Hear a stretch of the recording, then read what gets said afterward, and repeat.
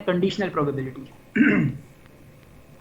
तो पहले हमने सिर्फ देखा था अनकंडीशनल प्रोबेबिलिटी, ठीक है। अनकंडीशनल से क्या हो रहा था, मिसाल के तौर पे अगर आपके पास एक रैंडम एक्सपेरिमेंट ऐसा हो जिसमें हमने डिस्कस किया था रोल ऑफ डाई को अगर हम कंसिडर कर लें, ठीक है। तो अगर हम डाई को रोल करें तो हमारे पास कितने पॉसिबल आउटकम्स हैं? 6।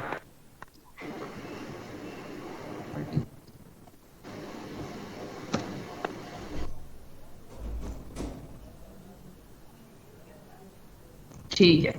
तो कंडीशनल प्रोबेबिलिटी में कंडीशनल प्रोबेबिलिटी भी आम प्रोबेबिलिटी की तरह ही होती है, इसमें थोड़ा सा एक डिफरेंस है अनकंडीशनल प्रोबेबिलिटी से। उस डिफरेंस को एक्सप्लेन करने के लिए मैं बता रहा हूँ कि अगर आपने एक डाई रोल किया तो आपके पास कितने आउटकम्स होंगे? 6 पॉसिबल आउटकम्स हैं, 1 2 3 4 5 एंड 6, ठीक है। तो अगर आपके पास एक एक्स्ट्रा इन्फॉर्मेशन हो, मिसाल के तौर पे अगर मैं डाई को रोल करूं और मैं ये कहूं कि आपके पास जो मेरे पास नंबर आया है वो इवन नंबर है, तो अब आपके पास सैंपल स्पेस में कितने आउटकम्स रह गए?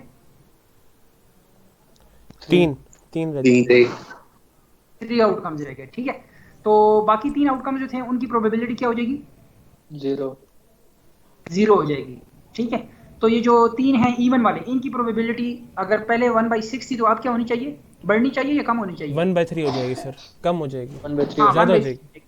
तो रीस्केल हो जाएगा। सारी जो प्रोबेबिलिटीज थी 1 2 3 सॉरी 1 1 3 और 5 की 0 हो जाएगी, ठीक है। और 2 और 4 6 2 4 और 6 की रीस्केल हो जाएगी। ऐसे रीस्केल होगी कि वो नॉर्मलाइजेशन प्रॉपर्टी को सेटिस्फाई करें, ठीक है। जी सर। क्लियर है? तो ये कंडीशनल प्रोबेबिलिटी का यस। कॉन्सेप्ट है कि अगर आपके पास एक्स्ट्रा इन्फॉर्मेशन हो तो एक्स्ट्रा इन्फॉर्मेशन आपको एक नए सैंपल स्पेस में लेके जाती है जिसमें आउटकम्स पहले के मुकाबले में इस केस में कम हो रहे हैं, ठीक है। और प्रोबेबिलिटीज जो है ना वो रीस्केल हो रही हैं, ठीक है। तो अब इधर से हम ये आइडिया था, अब इधर से टेक्स्ट पढ़ लेते हैं। Conditional probabilities provide us with a way to reason about the outcomes of an experiment based on partial information. तो जो डाई वाला एक्सपेरिमेंट था इस केस में हमारे पास एक्स्ट्रा इन्फॉर्मेशन क्या थी कि जो नंबर आया वो क्या है? इवन है। ये एक एक्स्ट्रा इन्फॉर्मेशन थी, ऐसा ही है ना। Here are some examples of situations we have in mind. मिसाल के तौर पे उसने 2-3 एग्जांपल दिए गए। In an experiment involving 2 successive rolls of die, you are told that the sum of 2 rolls is 9. How likely is it that the first roll was 6? ठीक है, ये एग्जांपल क्लियर है कि अब इसमें आपको एक एक्स्ट्रा इन्फॉर्मेशन क्या है कि the sum of 2 roll is 9. इसकी बेस पे जो आपको ओरिजिनल सैंपल स्पेस था वो चेंज होगा, और अब आपने ये प्रोबेबिलिटी निकालनी है कि how likely is it that the first roll was 6। पहले अगर मैं 2 डाइस को अगर मैं रोल करूं और कहूं कि इस चीज की प्रोबेबिलिटी क्या है, फर्स्ट रोल वाज 6, वो डिफरेंट होगी इस प्रोबेबिलिटी से कि अगर मैं आपको एक इंफॉर्मेशन दूं कि the sum of the 2 roll is 9, अब वो प्रोबेबिलिटी फाइंड करें कि फर्स्ट रोल 6 हो, ठीक है। Yes sir.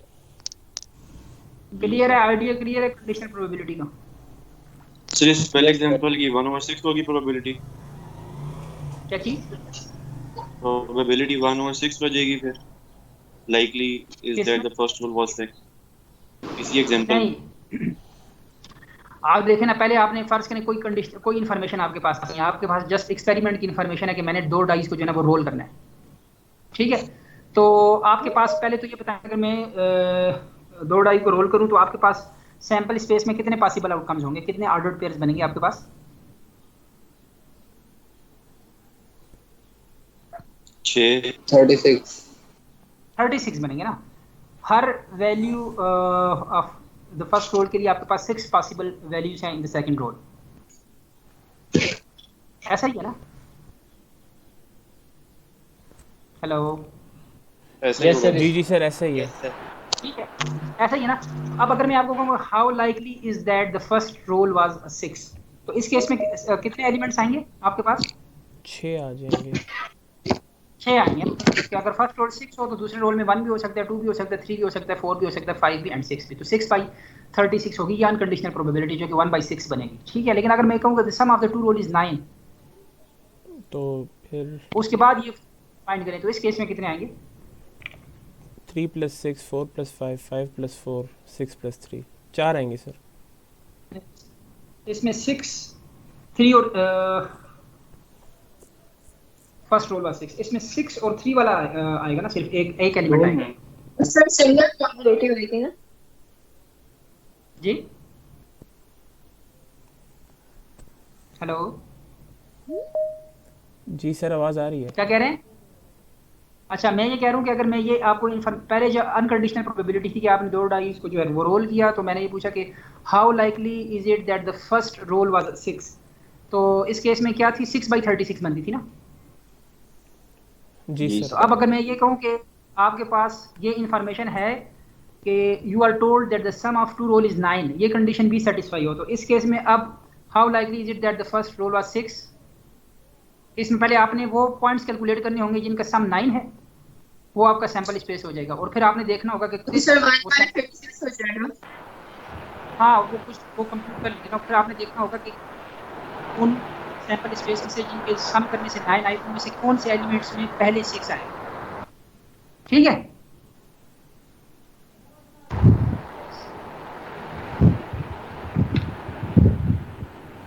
सर ये माइक इसी ऑफ तरह करवा दें। माइक क्या कर दूं? ऑफ करवा दें सर, इसका चल रहा था। अच्छा, फिर असल में कोई क्वेश्चन पूछेगा तो मुझे समझ नहीं आएगी ना।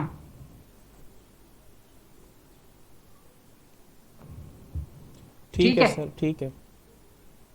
अच्छा, तो इसी तरह दूसरी एग्जांपल है, in a word guessing game the first letter of the word is T, what is the likelihood that second letter is an H. तो अब एक जो है ना वर्ड गेसिंग गेम है, तो उसमें तो अगर पहला लेटर स्पेसिफाई ना किया हो तो आपके पास बहुत सारे पॉसिबिलिटी ऑप्शंस है ना सैंपल स्पेस में, लेकिन अगर फर्स्ट लेटर टी हो तो उसमें सैंपल स्पेस आपका रेस्ट्रिक्ट हो जाएगा, और फिर उस रेस्ट्रिक्टेड सैंपल स्पेस में आपने फाइंड करना है what is the likelihood that the second letter is an H. ये कंडीशनल प्रोबेबिलिटी की एग्जांपल्स हैं कि किस तरह आप अगर एक्स्ट्रा इन्फॉर्मेशन को यूज़ करेंगे तो वो आपके सैंपल स्पेस को रेस्ट्रिक्ट करेगी। इसको आसान समझने वाली जो एग्जांपल है वो सिंपल एक्सपेरिमेंट को कंसीडर करें, रोल ऑफ अ डाइस। ठीक है, तो उसमें आपके पास 6 पॉसिबल आउटकम्स हैं, लेकिन अगर मैं आपको एक्स्ट्रा इन्फॉर्मेशन दूं कि जो आउटकम आया वो इवन है, तो इसने आपके सैंपल स्पेस को रेस्ट्रिक्ट कर दिया टू द वैल्यूज 2, 4 एंड 6। अब 1, 3 और 5 नहीं रही हूँ सैंपल स्पेस में। ठीक है, तो एक्स्ट्रा इन्फॉर्मेशन आपके सैंपल स्पेस को क्या कर रही है, रेस्ट्रिक्ट कर रही है, और उन की प्रोबेबिलिटीज को रीस्केल कर रही है to satisfy the normalisation property. Conditional probability जो है वो भी एक लेजिटिमेट प्रोबेबिलिटी फंक्शन है, वो तमाम वो एक्सियम्स को सेटिस्फाई करेगा जो एक अनकंडीशनल प्रोबेबिलिटी या probability mass function, probability density function satisfy करता है। ठीक है, जी sir. Yes sir, yes sir. इसी तरह एक और एग्जांपल है कि how likely is it that a person has a disease given that a medical test was negative. ठीक है, तो अगर आप मेडिकल टेस्ट करवाएं तो ज़्यादा चांस, मिसाल के तौर पर जैसे आजकल कोरोना का चल रहा है, ठीक है, तो अगर एक बंदे को सिम्टम्स हैं और वो टेस्ट करवाने जाए तो ज़्यादा प्रोबेबिलिटी आपको लगेगी कि उसका पॉजिटिव आएगा, लेकिन अगर किसी बंदे का टेस्ट नेगेटिव आ गया तो इस चीज़ की प्रोबेबिलिटी अब कम होगी कि उसको वो डिजीज़ है। ठीक है, ऐसा ही है ना? Yes sir. फिर तो 100%। सर हम इसको इस तरह नहीं कहेंगे नंबर ऑफ कि सिम्टम्स पे इधर डिपेंड नहीं करेगा कि उसको है कि नहीं है। एक बंदा बोले जी जी, यार। हाँ मैं ये कह रहा हूँ सिम्टम्स हैं ना उसको, और वो टेस्ट करवाने जाता है तो आपके जहन में एक आइडिया बना होगा कि यार प्रोबेबिलिटी तो हाई लग रही है क्योंकि सिम्टम्स भी हैं, और हो सकता है कि इसको हो ना पॉजिटिव हो, एक नेगेटिव आ जाए तो वही आपका बिलीफ जो है ना वो चेंज हो जाएगा। आप बिफोर द टेस्ट आपका जो बिलीफ था वो डिफरेंट था, और आफ्टर द टेस्ट बिलीफ जो है वो चेंज हो जाएगा ना आपका। तो यही है कि प्रोबेबिलिटी भी बिलीफ है ना, वो रीस्केल हुआ आपका आफ्टर द टेस्ट या after the extra information that you got from the test. Hasan mic off करो। ठीक है, क्लियर है? Hello, yes sir, yes sir. ठीक है, तो इसी तरह ये वाली एग्जांपल है, spot shows upon a radar screen, how likely is that it corresponds to an aircraft. कि रडार पे एक स्पॉट नजर आया है तो इसका मतलब है कि आपका बिलीफ अब यही है, ज़्यादा प्रोबेबिलिटी है कि एयरक्राफ्ट की एग्जिस्टेंस को ये शो कर रहा है। ये फॉल्स इंडिकेशन भी हो सकती है ना। ठीक है, ठीक है, ओके सर। तो in more precise terms given an experiment, a corresponding sample space and a probability law। ये 3 चीज़ें हमने डिस्कस की थी ना जब हमने प्रोबेबिलिटी के मॉडल को डिफाइन किया था कि आपके पास एक एक्सपेरिमेंट होगा, उसके कुछ आउटकम्स होंगे, और वो आउटकम्स एक सैंपल स्पेस को कंस्ट्रक्ट करेंगे, और इस सैंपल स्पेस के तमाम एलिमेंट्स को मैं प्रोबेबिलिटी असाइन करूंगा जो कि प्रोबेबिलिटी लॉ कहलाएगी।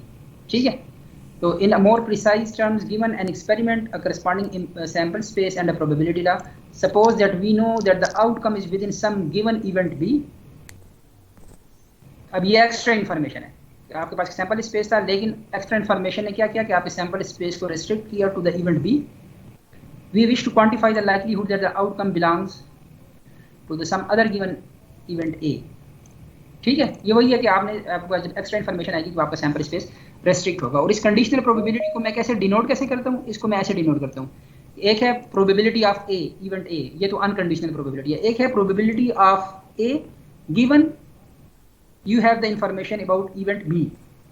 जैसे मैंने आपको बताया था ना कि अगर आप पहले फाइंड आउट करें जी कि आपने डाइस को रोल किया तो आपके पास 2 के आने की प्रोबेबिलिटी क्या है, वो 1/6 थी. अनकंडीशनल प्रोबेबिलिटी अगर इवेंट ए में सिर्फ 2 पड़ा हो आपके पास तो 2 के आने की प्रोबेबिलिटी क्या है, अनकंडीशनल प्रोबेबिलिटी 1/6. लेकिन अगर मैं ये कहूँ कि जो नंबर आया है वो इवन है तो उस केस में 2 की प्रोबेबिलिटी क्या हो जाएगी, 1/3 हो जाएगी. हाँ, तो ये इस कंडीशनल प्रोबेबिलिटी का क्या है कि ये लेजिटिमेट प्रोबेबिलिटी फंक्शन कि आपके बिलीफ को चेंज करता है based on some extra information.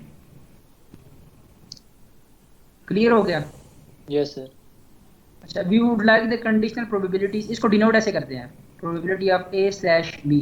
ठीक है, स्लैश का मतलब है कि उसके बाद जो इन्फॉर्मेशन है वो कंडीशन कर रहे हैं इवेंट ए की प्रोबेबिलिटी को based on the information of b. ठीक है, we would like the conditional probability of a given b of different events a to constitute a legitimate probability law. ठीक है, तो ये वो जो मैंने पहले बात की थी कि अगर 1, 3, 5 की प्रोबेबिलिटीज अगर 0 हो गई हैं तो 2, 4 और 6 की अकॉर्डिंगली स्केल होंगी to satisfy the normalisation property.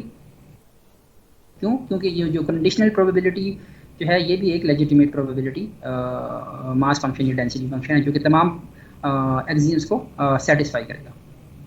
ठीक हो गया? अब एक एग्जांपल वही जो मैंने पहले डिस्कस की. For example that suppose that all 6 possible outcomes of a Faraday roll are equally likely. If we are told that the outcome is even, we are left with only 3 possible outcomes, namely 2, 4 and 6. These 3 outcomes were equally likely to start with and so they should remain equally likely given the additional knowledge that the outcome was even. तो ये कह रहा है कि अगर हमने एक experiment, random experiment है जिसमें हमने एक डाई को रोल किया तो अगर उसमें पहले जो 1, 2, 3, 4, 5, 6 थे वो इक्वली लाइकली थे, तो अब हमारे पास अगर एक्स्ट्रा इन्फॉर्मेशन आई कि जो आपके पास आउटकम है वो इवन है तो 2, 4 और 6 अभी भी इक्वली लाइकली ही होंगे. ठीक है, thus it is reasonable to let probability that the outcome is 6 given the information that the outcome is even is 1/3. ठीक हो गया? This argument suggests that an appropriate definition of the conditional probability when all the outcomes are equally likely is given by number of elements in A intersection B divided by number of elements in B. जैसे अगर मैं बताऊं कि number of condition आप कर रहे हैं B पे ना, तो बी में मैंने बताया था कि बी क्या इवेंट है कि नंबर आपके पास जो आया वो इवन है, तो बी में क्या एलिमेंट्स होंगे 2, 4, 6. और ए फर्ज करें कि 2 है, ए में 2 मौजूद है और 2 की प्रोबेबिलिटी मैं फाइंड करना चाह रहा हूँ, तो मैंने क्या करना है, इंटरसेक्शन फाइंड करना है ए का बी के साथ. तो अगर ए में 2 हो और बी में 2, 4, 6 हो तो आपके पास ए इंटरसेक्शन बी में क्या आएगा, 2 आएगा. तो number of elements in A क्या आएंगे 1 और number of elements in B क्या होगा 3, 1/3. ठीक है, तो ये फार्मूला जो मैं शेडेड में शो हुआ है ये उस वक्त वैलिड है जब all outcomes are equally likely हों. अगर इक्वली लाइकली नहीं है तो उसकी जनरल डेफिनेशन ये है कि probability of A intersection B divide by probability of B. ये कंडीशनल प्रोबेबिलिटी की डेफिनेशन है with the information that probability of B should not be equal to 0, क्योंकि ये डिनोमिनेटर में है वो इनफाइनाइट हो जाएगा. ठीक है सर, ये इक्वली लाइकली वाली बात ज़रा दोबारा बता दें, क्या ये किस तरह से? से ये वाला जो फार्मूला ना जो मैंने शेडेड में शो किया हुआ है ये वाला जी, ये यूज करेंगे उस वक्त जब हमारे पास इक्वली लाइकली हो, तब तो हम ये कह सकते हैं कि number of elements in intersection B divide by number of elements in B, ये आपको ए गिवन बी देगा. सर ये क्यों? लेकिन अगर इक्वली लाइकली नहीं है, कोई जनरल है जिसमें कुछ आउटकम्स जो हैं वो ज़्यादा लाइकली हैं कंपेयर टू अदर आउटकम्स, तो फिर ये जनरल फार्मूला जो कि दोनों के लिए वैलिड है, इक्वली लाइकली के लिए भी और अगर इक्वली लाइकली ना हो तब. सही है सर. ये फार्मूला ये वैलिड है जब इक्वली लाइकली हो, ये वैलिड है जनरली, ये इन जनरल ट्रू है. ये इन जनरल ट्रू नहीं है, ये ट्रू है only for equally likely outcomes. ये वाला ट्रू है इन जनरल. ठीक है, सही है सर. Yes sir. ठीक. अच्छा, तो मैंने बताया था कंडीशनल प्रोबेबिलिटी जो है वो एक लेजिटिमेट प्रोबेबिलिटी फंक्शन है. जैसे ये normalization probability of the sample space given some event B तो ये किसके इक्वल होनी चाहिए, 1 के इक्वल होनी चाहिए। और इसको अगर आप इस फार्मूले से ड्राइव करें तो सैम्पल स्पेस का इंटरसेक्शन होगा बी के साथ और प्रोबेबिलिटी ऑफ बी, और किसी भी इवेंट का इंटरसेक्शन ले सैम्पल स्पेस के साथ तो वो उसी वो इवेंट ही आ जाता है, प्रोबेबिलिटी ऑफ बी। ठीक है, तो ये 1 के इक्वल है, तो ये नॉर्मलाइजेशन प्रॉपर्टी को क्या कर रहा है, सेटिस्फाई कर रहा है। ठीक है, और नॉन नेगेटिविटी एक्सियम कैसे है कि जी ओमेगा इंटरसेक्शन बी एक इवेंट है और किसी भी इवेंट की प्रोबेबिलिटी हमेशा ग्रेटर देन इक्वल टू 0 होती है, और इस तरह बी भी एक इवेंट है, इसकी प्रोबेबिलिटी भी ग्रेटर देन इक्वल टू 0 होगी। तो दो नंबर्स जो ग्रेटर देन इक्वल टू 0 हो उनके डिवीजन का रिजल्ट भी ग्रेटर देन इक्वल टू 0 आएगा। ठीक, तो ये नॉन नेगेटिविटी वाली होगी। और इसी तरह अब आप एडिटिविटी वाली कंडीशन को देखें कि आपके पास अगर दो डिसजॉइंट सेट्स हों, दो डिसजॉइंट इवेंट्स हों A1 और A2, ठीक है, और उनको मैंने कंडीशन किया किसी इवेंट B पे, तो मैं देखूंगा कि इसका रिजल्ट जो है वो इस फॉर्म में आएगा। तो probability of A1 given B plus A2 given B, अगर दो इवेंट A1 और A2 डिसजॉइंट होते तो उनकी यूनियन की जो प्रोबेबिलिटी है वो अनकंडीशनल प्रोबेबिलिटी क्या होती है, probability of A1 union A2 is equal to probability of A1 plus probability of A2। ठीक है, लेकिन अगर मैं कंडीशन कर दूं तब भी ये प्रॉपर्टी को सेटिस्फाई करेगा। तो इसकी ये छोटी सी डेरिवेशन दी हुई है कि कंडीशनल प्रोबेबिलिटी कैसे फाइंड करते हैं कि आप इंटरसेक्शन ले लें विद द कंडीशनिंग इवेंट और फिर डिवाइड कर दें प्रोबेबिलिटी ऑफ कंडीशनिंग इवेंट। ठीक है, तो अब A1 यूनियन A2 और इंटरसेक्शन भी ये डिस्ट्रीब्यूटिव प्रॉपर्टी को यूज़ करते हुए ये आ जाएगा आपके पास। और चूंकि A1 और A2 आपस में डिसजॉइंट हैं, लिहाजा A1 इंटरसेक्शन B और A2 इंटरसेक्शन B भी आपस में डिसजॉइंट होंगे। ठीक है ना, ये वाली प्रॉपर्टी क्लियर है कि अगर A1 A2 डिसजॉइंट हो तो जारी बात है A1 का B के साथ इंटरसेक्शन और A2 का B के साथ इंटरसेक्शन भी डिसजॉइंट होगा ना। इंटरसेक्शन में तो कॉमन एरिया रहता है ना, तो कॉमन एरिया जारी बात है डिसजॉइंट होगा। तो फिर आप इसको सेपरेट आउट कर दें, तो इसको मैं कंडीशनल प्रोबेबिलिटी की डेफिनेशन के मुताबिक probability of A1 given B लिख सकता हूँ, और इसको मैं कंडीशनल प्रोबेबिलिटी की डेफिनेशन के according probability of A2 given B लिख सकता हूँ। ठीक है, तो ये जो कंडीशनल प्रोबेबिलिटी है वो इक्वल होगी sum of their individual conditional probabilities if A1 and A2 are disjoint sets। ठीक है, और इसी तरह अगर ये जो प्रॉपर्टी हमने डिस्कस की, probability of A union C is always less than equal to probability of A plus probability of C, इसी को अगर मैं कंडीशनल यूनिवर्स में देखना चाहूँ तो probability of A union C given B is less than equal to probability of A given B plus probability of C given B. तो कहने का मकसद ये है कि कंडीशनल प्रोबेबिलिटी जो है वो इन जनरल तमाम प्रॉपर्टीज़ को सेटिस्फाई करेगी जो कि अनकंडीशनल प्रोबेबिलिटीज़ के लिए हमने डिस्कस की हैं। ओके सर, ठीक है, तो ये वो टेबल सारा बना हुआ है प्रॉपर्टीज़ ऑफ कंडीशनल प्रोबेबिलिटी जो अभी हमने डिस्कस किया ना, जो चीज़ें यहाँ तक ये इसको समराइज़ किया हुआ है इस टेबल में, तो ये आप देख लीजिए। ठीक है, तो अब ये एक एग्जांपल है कंडीशनल प्रोबेबिलिटी से रिलेटेड, तो इसको आप ज़रा देखें पढ़ें।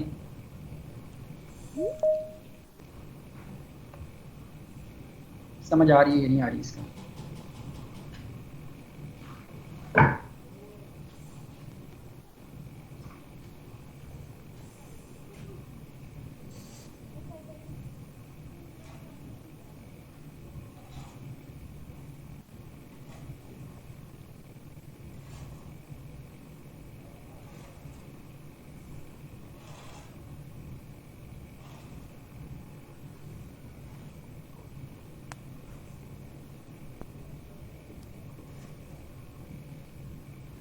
स्टेटमेंट क्या है कि we toss a fair coin 3 successive times, we wish to find the conditional probability denoted by probability of A given B when A and B are the events.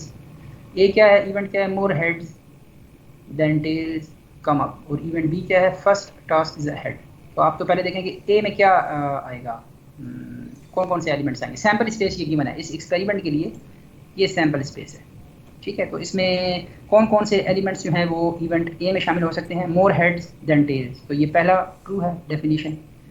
इसमें भी मोर हेड्स देन टेल्स हैं, इसमें भी मोर heads than tales हैं, इसमें नहीं है, इसमें भी मोर हेड्स देन टेल्स हैं, और बाकी तीनों में नहीं है। तो इसका मतलब है कि ये वाला एलिमेंट प्लस दीज 3 एलिमेंट्स ये जो है पार्ट ऑफ A है, और पार्ट ऑफ B में क्या होंगे, first task is a head, तो इसमें जो पहले पहले हेड आ रहे हैं ये पहले 4 जो एलिमेंट हैं ये वाले होंगे। ठीक है,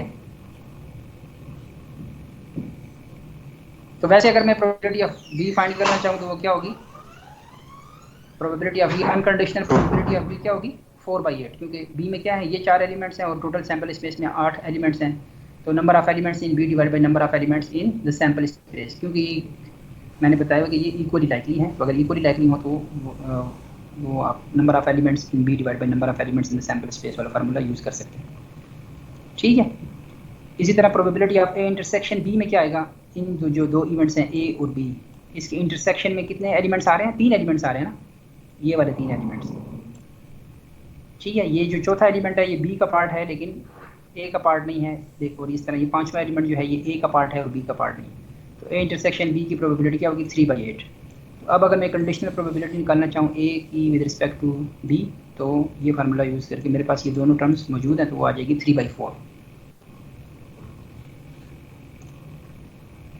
ये क्लियर है, इसमें कोई क्वेश्चन है किसी का? सर जी, अगर कंडीशन 1 से ज़्यादा हो तो इस फॉर्मूले को मॉडिफाई कैसे करेंगे, जनरलाइज किस तरह करेंगे? कंडीशन अगर 1 से ज़्यादा हो तो उन दोनों का इंटरसेक्शन नहीं है ना। मिसाल के तौर पे अगर मैं इवेंट बी और इवेंट सी पे करना चाह रहा हूँ, कंडीशन करना चाह रहा हूँ ना, जी तो बी इंटरसेक्शन सी एक तीसरा इवेंट बन जाएगा डी, तो आप कंडीशन डी, इवेंट डी पे कंडीशन कर दें, probability of A given B के बजाय probability of A given D हो जाएगा, और डी क्या होगा, बी इंटरसेक्शन सी। सर फिर डिनोमिनेटर में क्या आएगा? क्या चीज़? डिनोमिनेटर में क्या आएगा?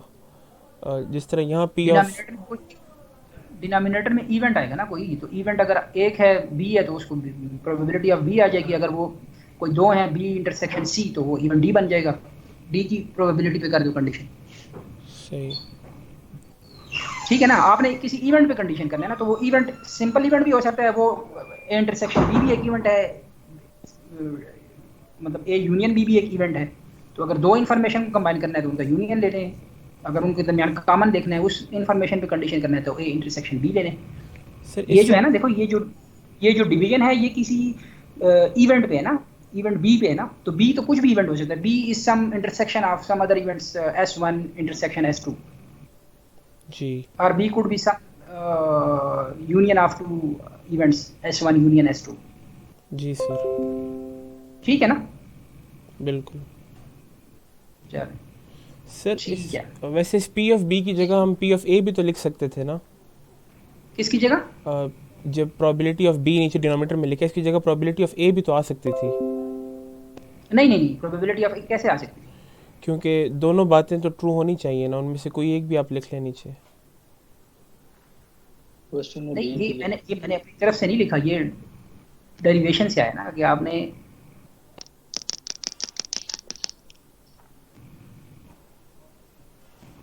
अगर आपने जिस इवेंट पे कंडीशन करना है उसकी प्रोबेबिलिटी डिनोमिनेटर में आएगी।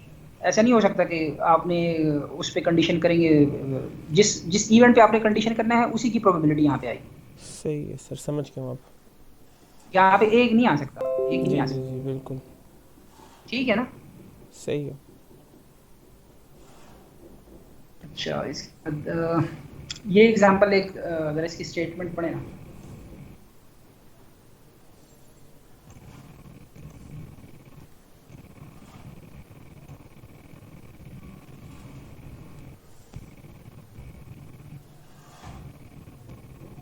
एक 4 साइडेड डाई है, उसको मैंने 2 दफ़ा जो है वो रोल किया है, तो सैंपल स्पेस में कितने पॉइंट्स होने चाहिए?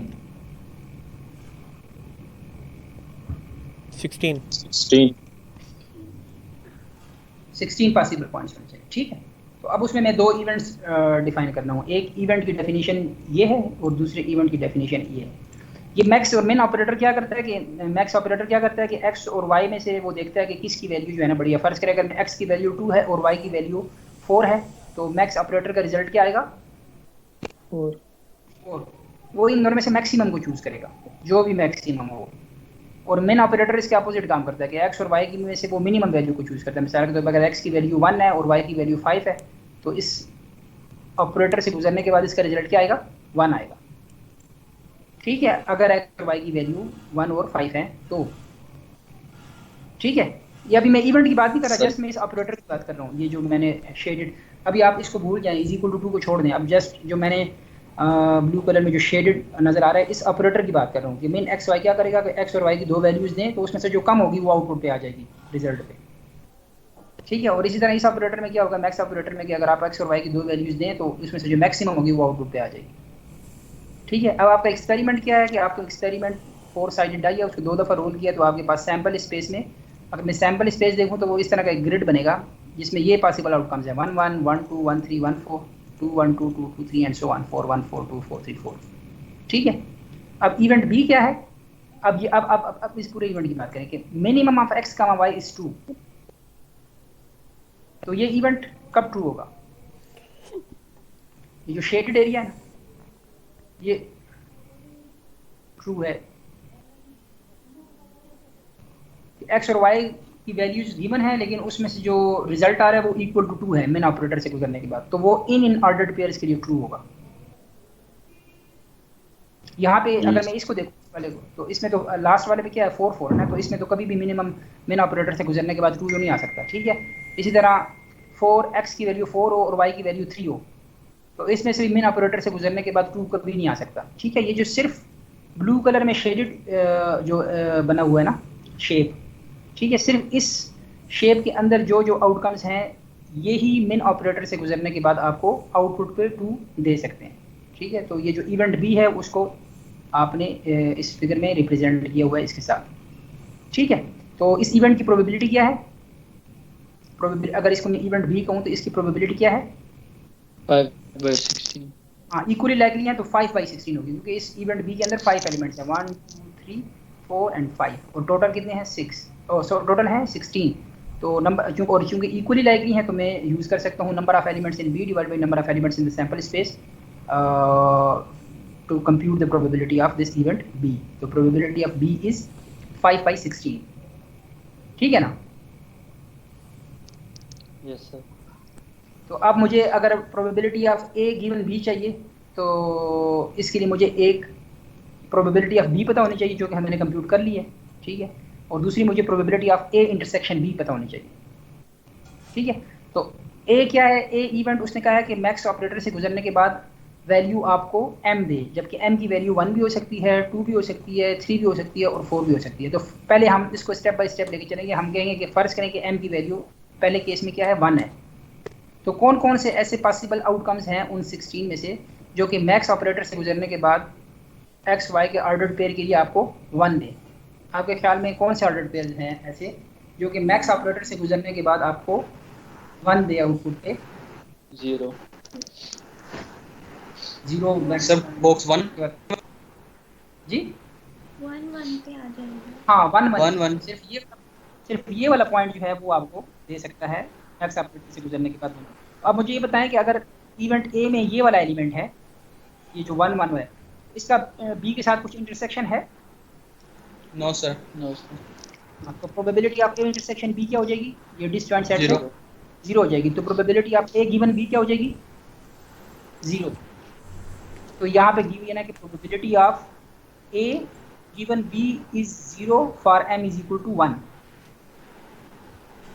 ठीक है ना, ये क्लियर है। For m is equal to 1 probability of event A given B is 0। अब आप कंसीडर करें m की वैल्यू को, दूसरी वैल्यू, अब m की वैल्यू को 2 अस्यूम करें। तो अब मुझे ये बताएं कि इवेंट ए के अंदर कौन से एलिमेंट्स हैं एक्स और वाई के, कौन से ऐसे ऑर्डर्ड पेयर हैं जो मैक्स ऑपरेटर से गुजरने के बाद आपको 2 देंगे? क्या 1 1 2 2 1 2 1 2 2 और 1 2 ये 3 एलिमेंट्स जो हैं, ये जो फर्स्ट स्क्वायर की जो टॉप और राइट लाइन है, ठीक है, फर्स्ट ये बॉक्स जो है इसकी टॉप, तो इसका मतलब क्या है कि ये 3 एलिमेंट्स जो हैं आपको मैक्स ऑपरेटर से गुजरने के बाद देंगे। क्या ए का बी के साथ कुछ इंटरसेक्शन है इस केस में? अगर मैं ए इंटरसेक्शन फाइंड करूं तो इसमें हाँ ये जो कॉर्नर वाला है ना, ये वाला एलिमेंट सिर्फ आएगा इंटरसेक्शन में, ठीक है। तो इसकी प्रोबेबिलिटी क्या होगी, probability of A intersection B is 1/16 और उसको मैं डिवाइड करूंगा probability of B which is 5/16, तो आपके पास क्या रह जाएगा 1/5। तो m की वैल्यू 2 के लिए क्या आ जाएगा 1/5 की probability of a given b, ठीक है। और इसी तरह आप m = 3 और m = 4 के लिए खुद ही देख लीजिएगा इसको, m इज इक्वल टू 3 के लिए ये वाला स्क्वायर बनेगा और m इज इक्वल टू 4 के लिए ये वाली लाइन बनेगी, ये जो उसमें आएंगे b के साथ। m इज इक्वल टू 3 के लिए a के इवेंट्स में ये वाले एलिमेंट्स आएंगे, ये जो 3 और ये वाला, ठीक है। m इज इक्वल टू 4 के लिए ये वाले एलिमेंट्स और ये वाले एलिमेंट्स a में आएंगे, ठीक है। ये क्लियर हो जाएगा? यस सर हो जाएगा। उम्मीद तो है सर। नहीं, अगर नहीं होगा तो नेक्स्ट क्लास में ना ये डिस्कस कर लीजिएगा, लेकिन ये सिंपल है। अगर आप इसका सैंपल स्पेस बनाएंगे और फिर कंडीशन को देखते हुए नंबर ऑफ एलिमेंट्स ए में डिफाइन करेंगे तो और फिर इसका देखेंगे इंटरसेक्शन के साथ, तो आपको इस डायग्राम से खुद ही नजर आ जाएगा क्लियरली, ठीक है। Yes sir. तो m इज इक्वल टू 3 और 4 के लिए कर लीजिएगा, ना हुआ तो फिर नेक्स्ट क्लास में डिस्कस कर लेंगे, सही है। Yes sir. अच्छा, अब आप इसी तरह ये नेक्स्ट एग्जांपल है, एग्जांपल 1.8, ये आप लोगों की असाइनमेंट सबमिट ही करानी, इसको देख लीजिएगा। अगर नहीं समझ आती तो मैं नेक्स्ट क्लास में करवा दूंगा, लेकिन आसान है, इसमें कोई इशू है नहीं। इसमें मैं बता देता हूँ करना क्या है। इसमें क्या है, दो टीम्स हैं, a conservative design team call it C and an innovative design team call it N are asked to separately design a new product within a month. From past experience we know that the probability that team C is successful is 2/3. दो teams है ना, एक team C है और एक team N है, दोनों के डिफरेंट एट्रीब्यूट्स हैं, ठीक है। तो वो ये कह रहा है कि हमारा एक्सपीरियंस ये बताता है कि the probability that team C is successful is 2/3। तो उसने अब 4 ऑप्शंस बताए हुए हैं इसमें, कि ये 4 ऑप्शंस हैं। पहली ऑप्शन क्या है कि टीम C भी सक्सेसफुल हो और टीम N भी सक्सेसफुल हो। दूसरा ऑप्शन क्या है कि टीम C भी फेल हो जाए और टीम N भी फेल हो जाए। तीसरा ऑप्शन क्या है कि टीम C सक्सेसफुल हो और टीम F जो है वो और टीम N जो है वो फेल हो जाए। और चौथा ऑप्शन क्या है कि C फेल्स N सक्सीड्स, ठीक है। ये 4 ऑप्शन था, ऐसा ही है ना। अब मुझे ये बताएं कि ये जो बता रहा है कि the probability that team C is successful is 2/3। तो टीम C कितने पॉसिबल वेज में सक्सेसफुल हो सकती है? वो 2 पॉसिबल वेज में सक्सेसफुल हो सकती है कि टीम C सक्सेसफुल हो अगर N भी सक्सेसफुल हो, और टीम C सक्सेसफुल हो और N जो है वो N का फेलियर हो। तो ये 2 पॉसिबल वेज हैं जिसमें टीम C जो है वो सक्सेसफुल हो सकती है। तो वो उसने बता दिया है कि the probability that team C is successful is 2/3, ठीक है ना।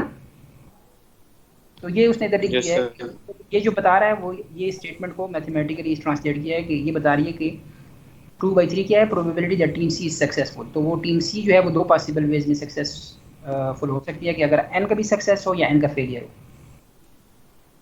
ठीक है। और ये दूसरी क्या है, दूसरा क्या इवेंट है कि N इज सक्सेसफुल। N भी 2 पॉसिबल वेज में सक्सेसफुल हो सकता है कि अगर C सक्सेसफुल हो या C का फेलियर हो, और उसकी प्रोबेबिलिटी गिवन है ऊपर 1/2 ये। और फिर क्या है, the probability that at least one team is successful. तो एटलीस्ट वन का मतलब क्या है कि कम से कम एक तो सक्सेसफुल हो। तो वो ये वाली, अगर एक सक्सेसफुल C सक्सेसफुल हो और N फेल हो तब भी वो कंडीशन सेटिस्फाई होती है। अगर C फेल हो और N सक्सेसफुल हो तब भी ये कंडीशन सेटिस्फाई होती है। और अगर दोनों सक्सेसफुल हो तब भी ये वाली कंडीशन सेटिस्फाई होती है कि एटलीस्ट वन इज सक्सेसफुल। तो इन तीनों के सम की जो प्रोबेबिलिटी है वो 3/4 है, ये गिवन है, ये आपको इस स्टेटमेंट में, प्रॉब्लम की स्टेटमेंट में गिवन है, ठीक है। तो अब आपने फाइंड क्या करना है इसमें, एक्चुअली कंडीशनल प्रोबेबिलिटी फाइंड करनी है। ये फाइंड करनी है, what is the probability that it was designed bye team N assuming that exactly one successful design is produced, what is the probability that it was designed by team N। ये आपने probability, conditional probability find करनी है, वो ये उसने find की हुई है। तो इसको आप एक दफ़ा देख लीजिएगा, ना क्लियर हो तो फिर हम डिस्कस कर लेंगे। सही है सर। ठीक है,